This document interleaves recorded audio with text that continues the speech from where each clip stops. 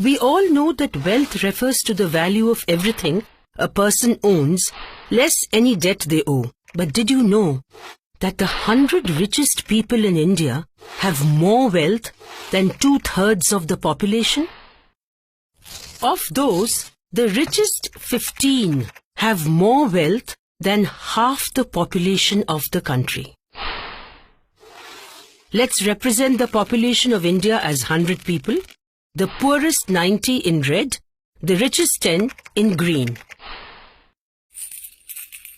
Now let's see how India's total wealth, around 216 trillion rupees, is divided amongst its people. The top 10 have 3/4 of the total wealth.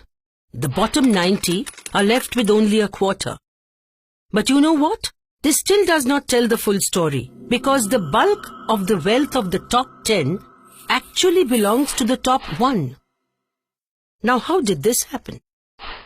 2/3 of our 216 trillion rupees wealth, that is around 144 trillion rupees, was created between 2000 and 2014. Who did it go to? It turns out that the bottom 90% got only 1/5 of it. 4/5 of this huge sum of wealth went to the top 10%. Again, this is still not the full story. It is in fact the top 1% that take away more than half of these 144 trillion rupees. Mind you, it is this theft from India's growth that has sharply increased inequality in this country. In the year 2000, the division of wealth across these groups was like you see here. They all had roughly 1/3 of India's wealth. But by 2014, the top 1%'s share had increased dramatically from 1/3 to 1/2, while the rest lost their share. Some economists argue that more money in the hands of the rich will trickle down to those below. But is it really the case? Consider the last 25 years. In 1991, 1/5 of world's hungry were Indians. 25 years later, in spite of great increase in wealth, India's share in global hunger has actually risen from 1/5 to 1/4. India has lost its fight against hunger. As a result, India now has one of the highest percentages of underweight children in the world. This is almost twice as much as the low-income countries.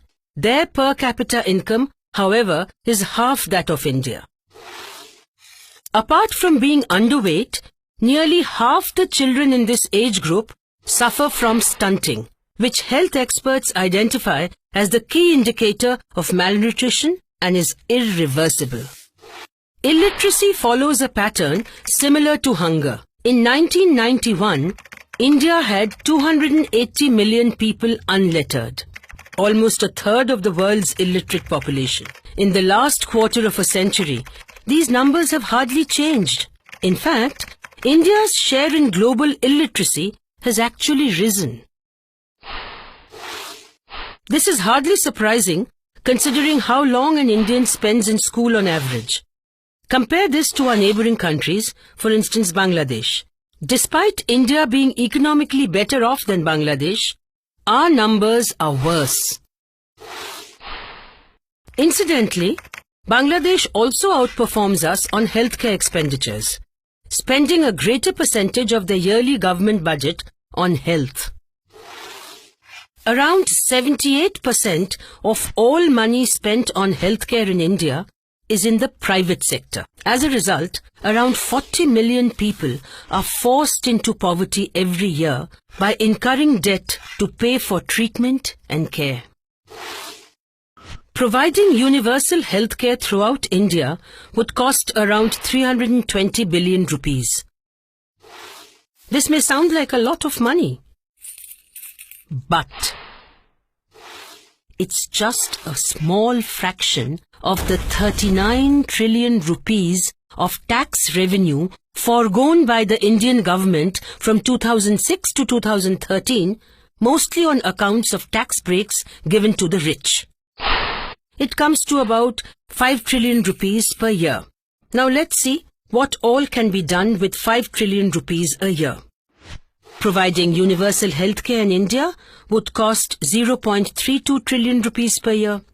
Providing food for every Indian would cost 0.85 trillion rupees per year.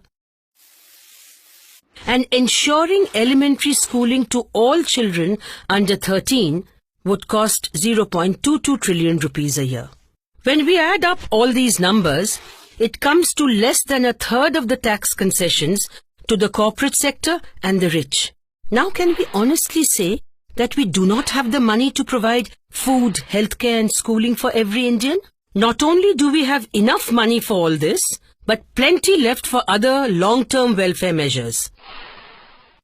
Calculations based on National Sample Survey data indicate that 1 trillion rupees would provide piped water to all Indians. A similar amount will pay for construction of toilets for 600 million Indians who don't have them today. This is less than the 3.4 trillion rupees that the Indian government lost due to reduction of customs duty on account of gold and jewellery alone.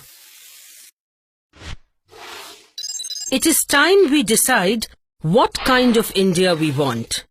An India where the rich continue to get richer, while significant sections of our people live in abject poverty? Or an India for all its people?